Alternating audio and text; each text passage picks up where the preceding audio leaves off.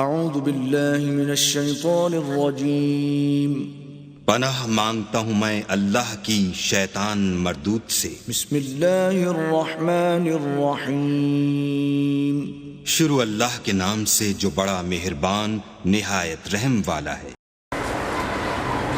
بسم اللہ الرحمن الرحیم الحمد للہ رب العالمین ثم الصلاة والسلام علی رسولہ محمد صلی اللہ علیہ وسلم وعلی اہل بیتہ الطیبین الطاہرین المعصومین ایاک نعبد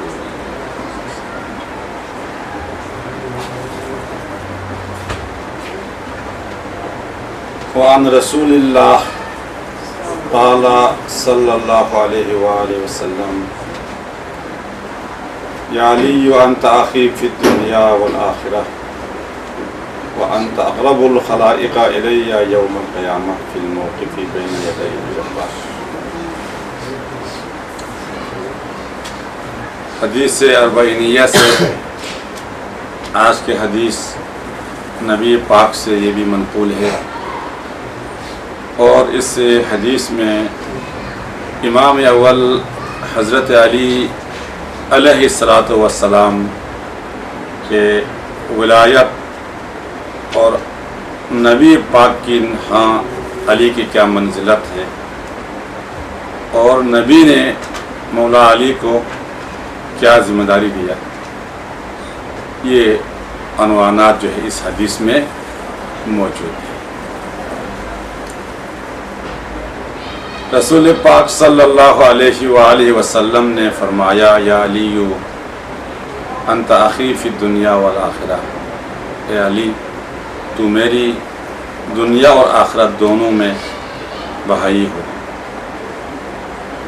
وانت اقرب الخلائق الی یوم القیامہ فی الموقف بین یدی الجبار، جب روز قیامت حضور الہی میں سب وہاں جمع ہوں گے تو اس وقت تمام مخلوقات میں سے مجھ نبی سے سب سے قریب تر ہے وہ اے علی آپ۔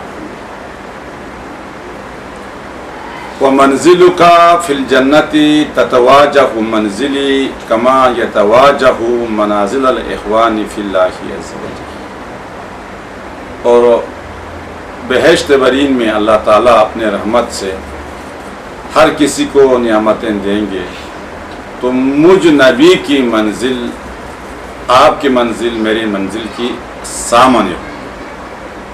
جیسا کہ مومنین اللہ کی خوشنودی کے لیے ایک دوسرے سے محبت کرتے ہیں، وہ مومن بھائی رضا الہی کی خوشنودی کے لیے ایک دوسرے سے محبت کرتا ہے، ان بھائیوں کی منزل بھی روز قیامت آمنے سامنے ہوتا ہے۔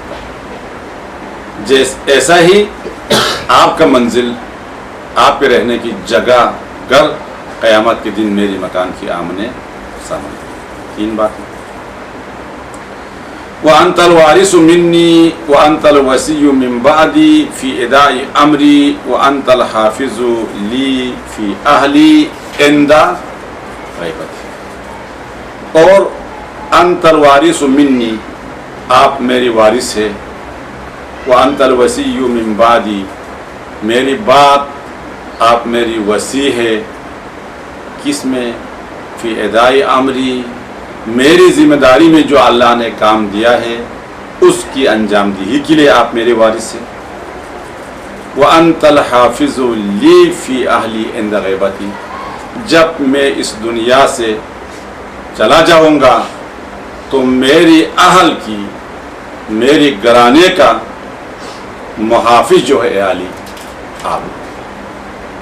وانت الامام لامتی، آپ میری امت کے لیے امام ہے۔ والقائم بالقسط فی رعیتی، میری رعیہ میں مجھ پر جس نے کلمہ پڑھا ہے ان میں عدل انصاف قائم کرنے والا اے علی تو ہو۔ وانت ولی، اور تو میرا دوست ہے۔ وہ ولی اللہ، میری دوست اللہ کا دوست ہے۔ وہ عدو کا عدوی، تیرے دشمن مجھ نبی کا دشمن ہے۔ وہ عدوی عدو اللہ، اور مجھ نبی کا دشمن جو بھی ہو وہ اللہ تعالیٰ کا دشمن ہے۔ یہ حدیث کا تحت لفظ کا ترجمہ۔ اس میں نبی پاک نے نمبر 1 علی کو نبی کا دنیا اور آخرت دونوں میں بھائی قرار دیا۔ نمبر 2 روز قیامت سب بندے حضور الہی میں حاضر ہوں گے تو تمام مخلوقات سے رسول کے نزدیک قریب تر علی ہوں گے۔ 2 3 علی کا منزل رہنے کی جگہ نبی پاک کی جگہ کے سامنے ہوں گے، جیسے مومن برادرین کی اللہ کے لیے ایک دوسرے سے خدمت کرنے والے مومنوں کی مکان آمنے سامنے۔ آمنے سامنے کی تھوڑا سا ممکن ہے آپ سمجھے ہوں گے، مزید پھر میں تھوڑا سی بارے میں بولنا چاہتا ہوں۔ ایک تو ساتھ ہونا ہوتا ہے، ایک ہوتا ہے سامنے۔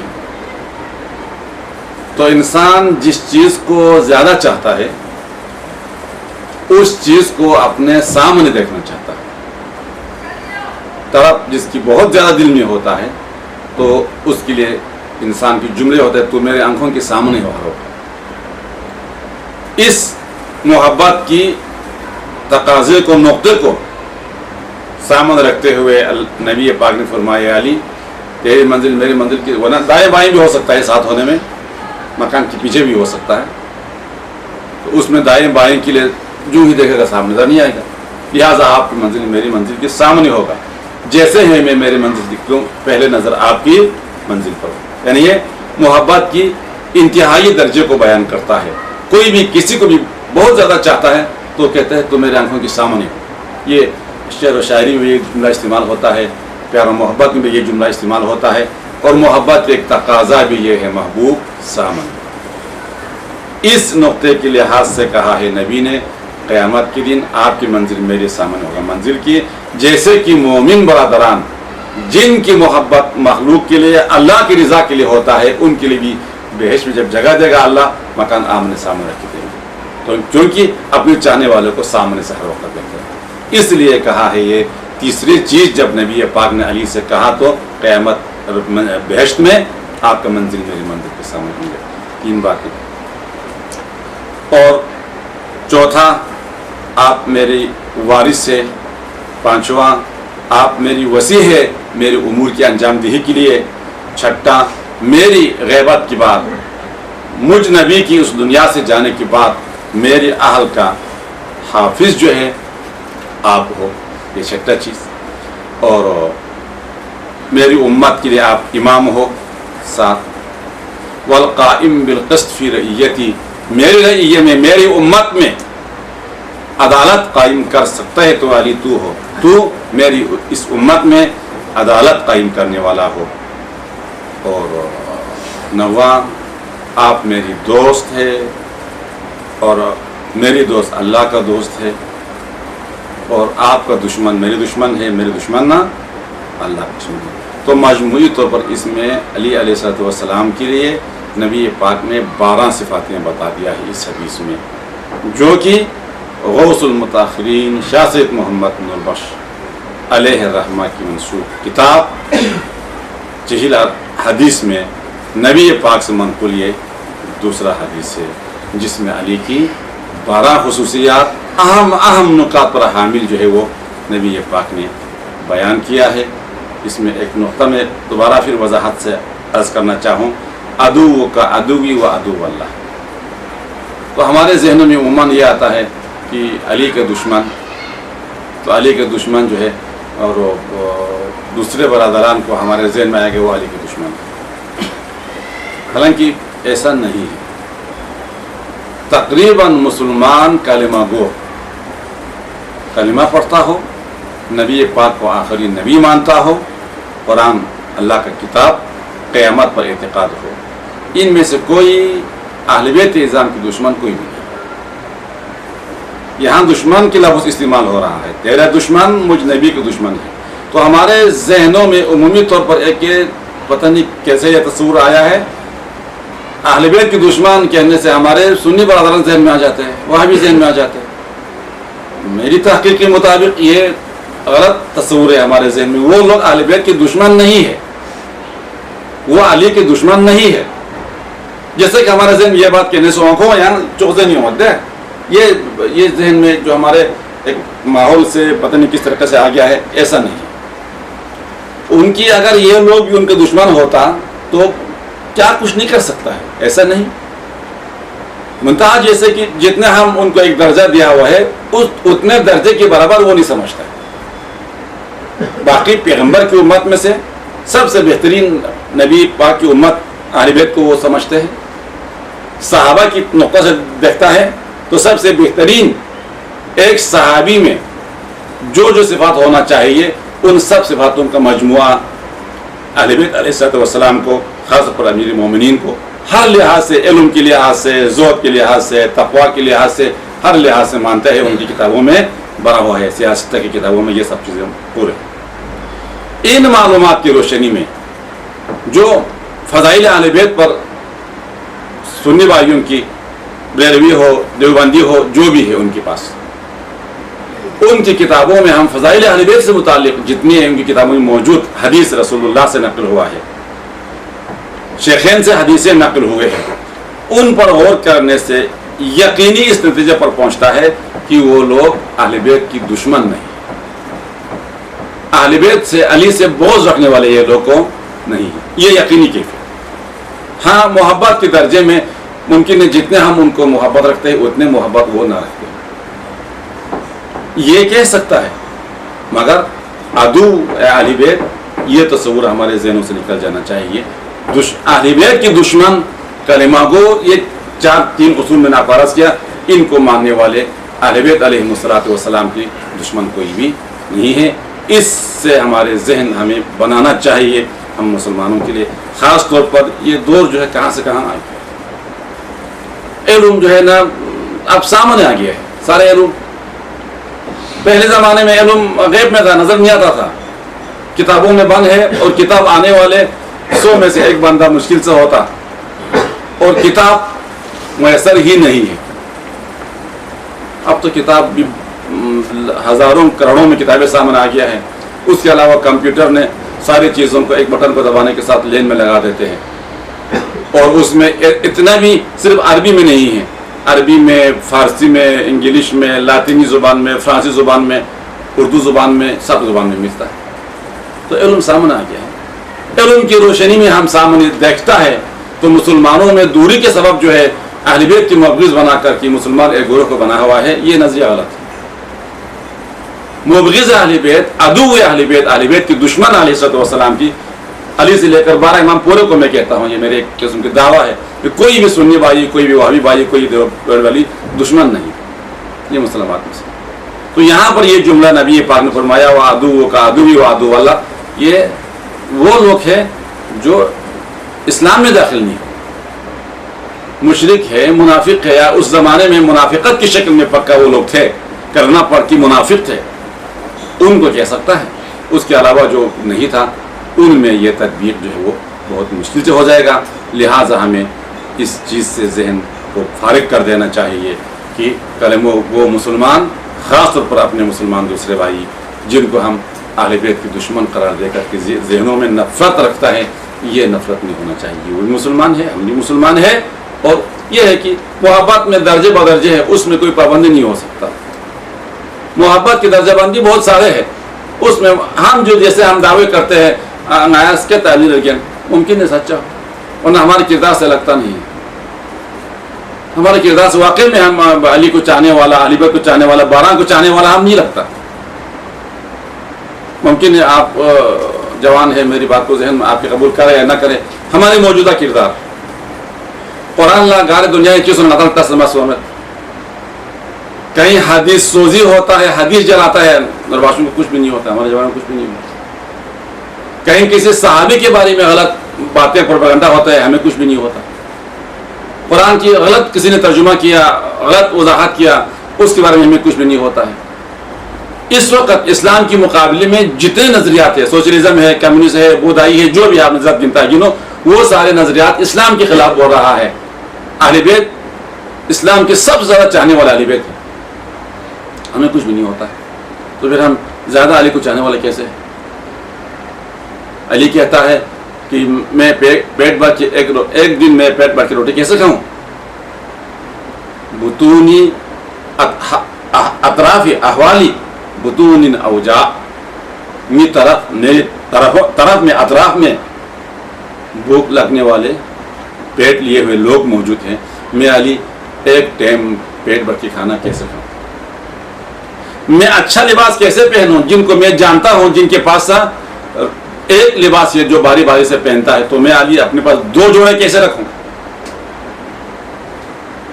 اور رات بھر علی علیہ السلام مسلمانوں کے جب خلیفہ ہوئے تو ہر جگہ پہ آپ نے فقراء، مساکین، یتیم پروری کے لیے سب کچھ کیا.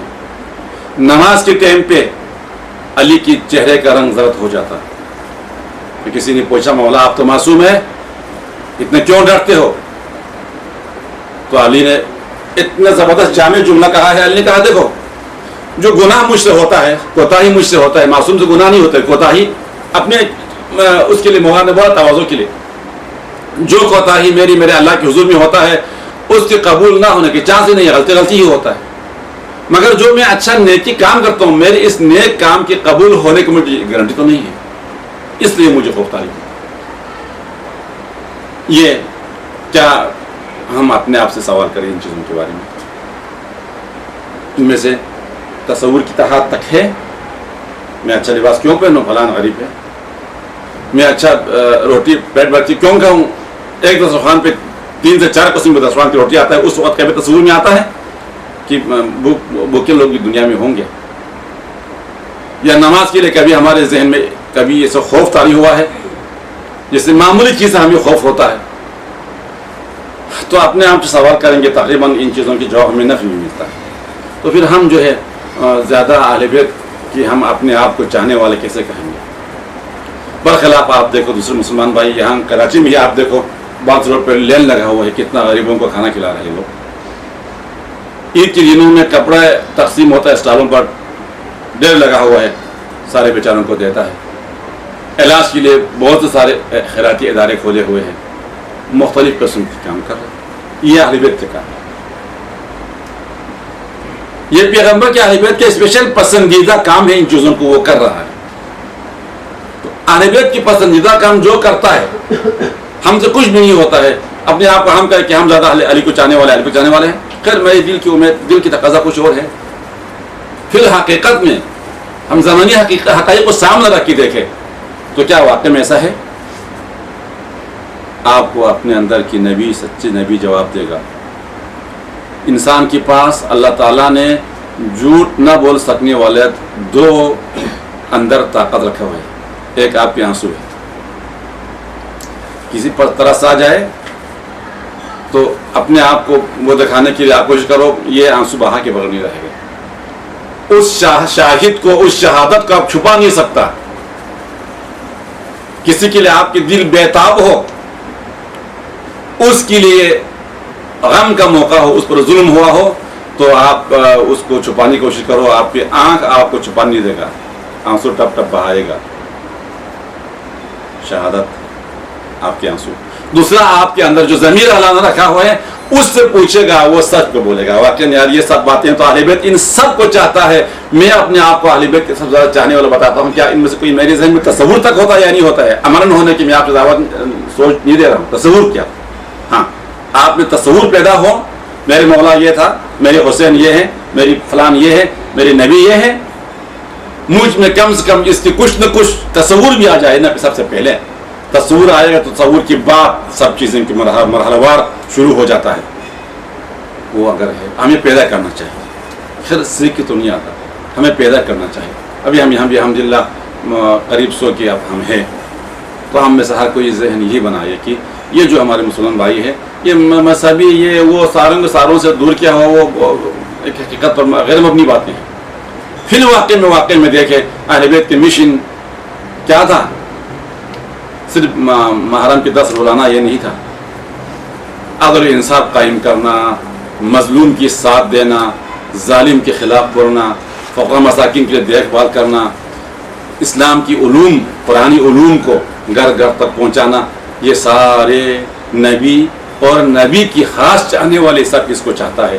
کیا میں بھی نبی کو چاہتا ہوں, نبی کی چاہنے والوں کو میں چاہتا ہوں, پر کیا مجھ میں یہ تھوڑا سا آپ امید ہے انشاءاللہ تعالیٰ تصور, کم سے کم تصور تو ایک دفعہ کر دو اپنے ذہنوں میں کہ واقعی میں اپنے طور سے دیکھو یہ کیا ہے, سوچو, اپنے ایک محاسبہ کرو. تو آپ کے لیے وہ شدت مصیبت میں اپنے محبوب کو کسی نے مارا تو آپ کی آنکھوں کے آنسو نہیں چھپا سکتا, وہ شاہد ہے. ہاں اس کو بھی بہت چاہتا تھا. یہاں تھا تو بہت سی چما تھا سے نا ظاہر بن برمارا بن لے کھولس کے چاہنے والا دی بھی نہ کھولے بھی اثر چما ہونے.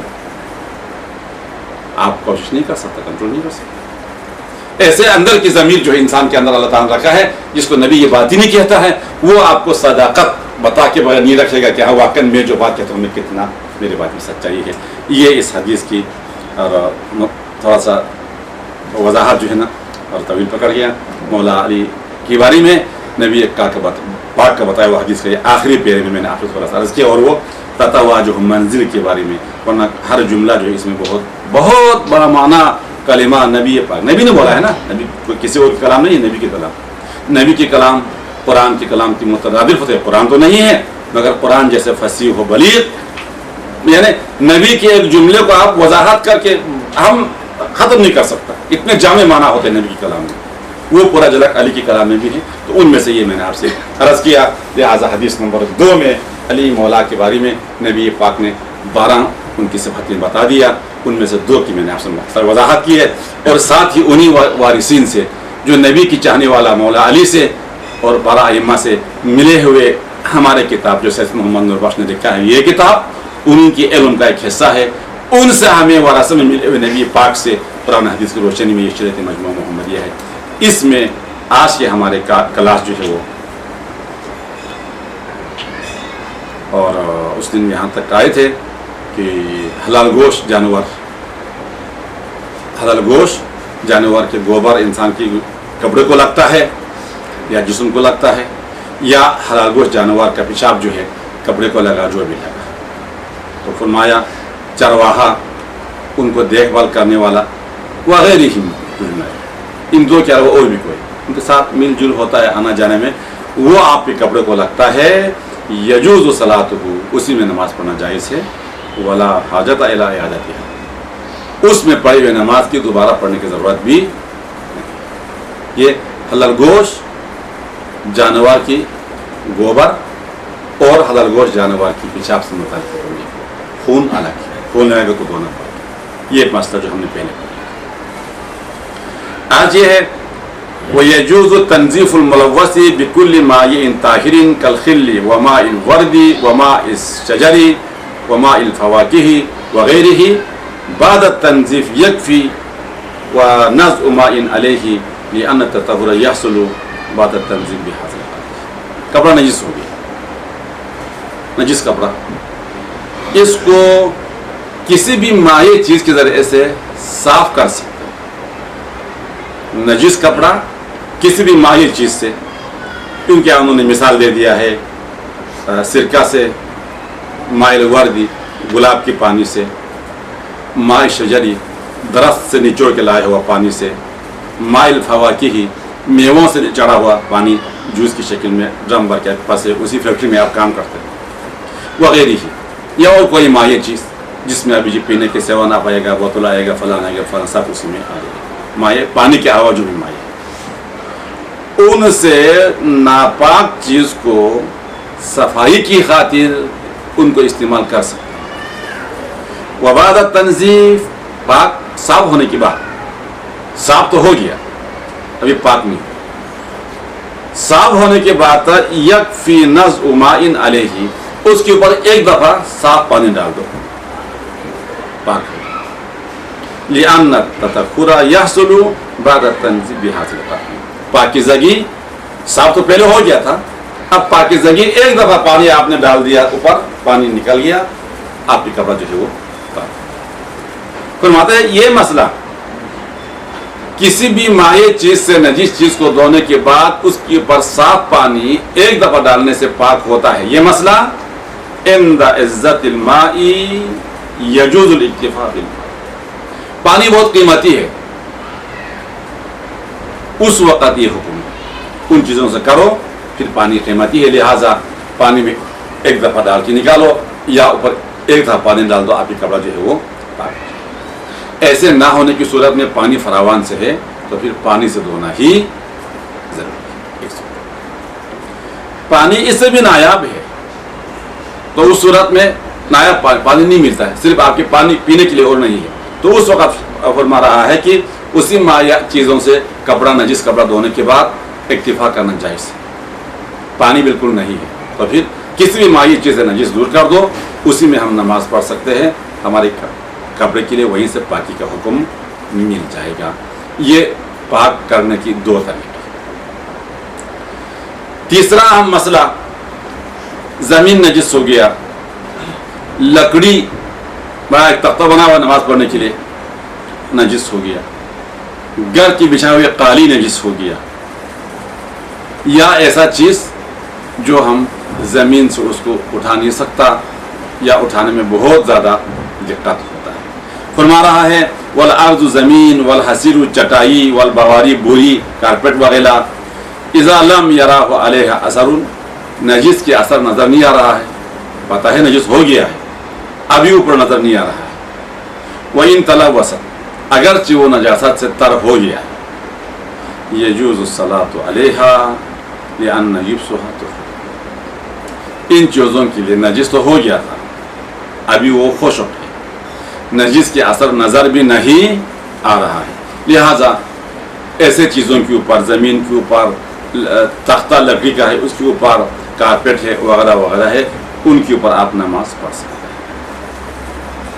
یہ جملہ پہلے بھی میں نے آپ کو بتا کر کیا تھا، یہاں ایک مسئلہ، نماز پڑھ سکتے ہیں، مگر پیشانی کی جگہ خشک ہونے کے ساتھ پاک ہونا بھی ضروری ہے۔ باقی پیر رکھنے کی جگہ، دونوں ہاتھ رکھنے کی جگہ، دونوں گھٹنوں کی جگہ ناپاک ہے مگر خشک ہے، آپ اس کے اوپر نماز پڑھ سکتے ہیں، الا موضع سجود، سجدے کی جگہ پاک ہونے کے ساتھ خشک ہونا بھی ضروری ہے، لہٰذا وہاں پر اپنے ہاتھ میں رومال ہے آگے رکھ دیا، پتہ ہے گھر میں، گھر کے ماحول میں یہ خشک ہے، نجس ہے، بچہ رہتا ہے گھر میں، باقی کسی کے خیال نہیں ہوتا، لہٰذا آپ وہاں نماز پڑھ سکتے ہیں، الا پیشانی رکھنے کی جگہ پر کوئی بھی رکھو، کوئی پتھر رکھو یا لکڑی رکھو یا کوئی کپڑا اپنے ہاتھ میں پاک وہ رکھو، یہ چیز جو ہے سجدہ کرنے کے لیے طریقہ شریعت نے ہمیں بتا دیا ہے ناپاک جگہ پر۔ محمد علی محمد کے صدقے میں ہمیں شریعت سمجھنے اور قرآن حدیث کے مطابق اپنے ذہن کو بنانے، مسلمان بنانے کی توفیق عطا فرمائے۔ صلی علی محمد و آلہ محمد۔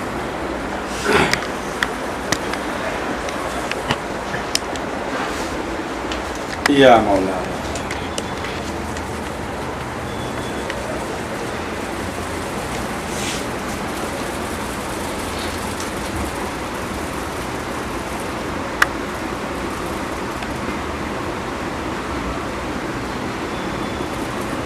جی، ابھی آپ نے فرمایا کہ کوئی بھی مطلب مسلمان بغض علی نہیں ہے، تو یہ چلاس والے مخلص تو نہیں ہے نا،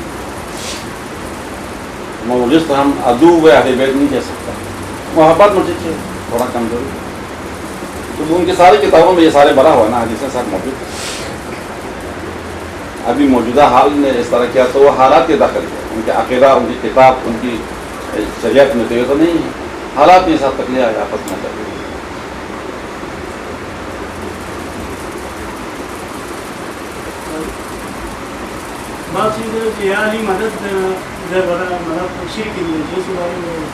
نہیں وہ تو شرک نہیں ہے، یا علی مدد کہنا، یا رسول اللہ کہنا وغیرہ وغیرہ، کیونکہ مدد جو ہے اللہ کے غیر سے طلب کرنے کی مسئلہ ہے، تو مدد کرنے کے لیے کہنے والے کی نیت کیا ہے؟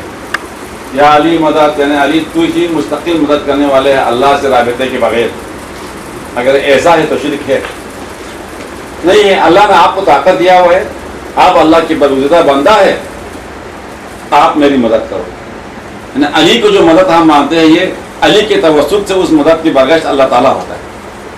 اصل میں یہ سارے مدد کے بارے میں یا رسول اللہ کی آواز دینے کے بارے میں ساروں کی مرکزیت جو ہے نا اللہ سے کٹ کر ان کو مستقل سمجھتے ہو تو جائز نہیں ہے، کیونکہ ان کے اپنے پاس ذاتی طاقت، ایک خود سے سانس کھینچ لے اور نکل نہیں ہے، طاقت کل اللہ تعالیٰ کے پاس ہے.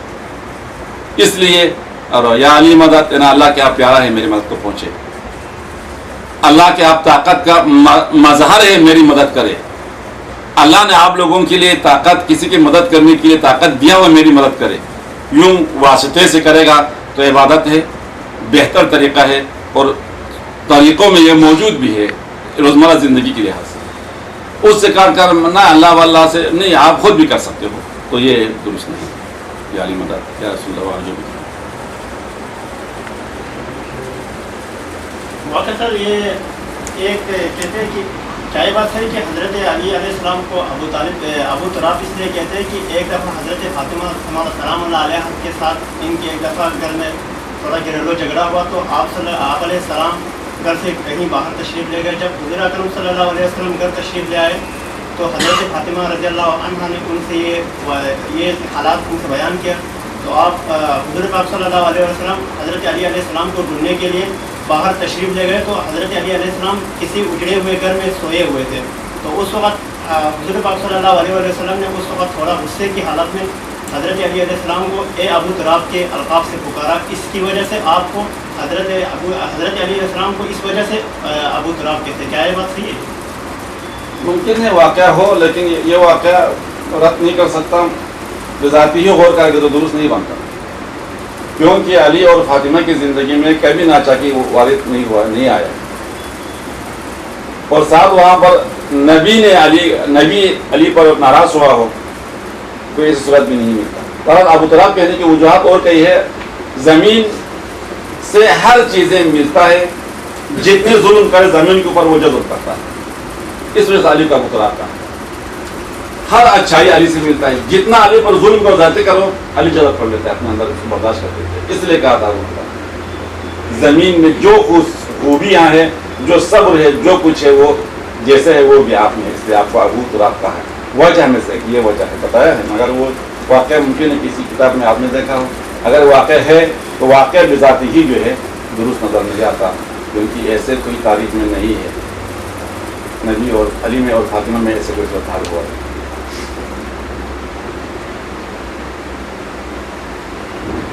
اللہ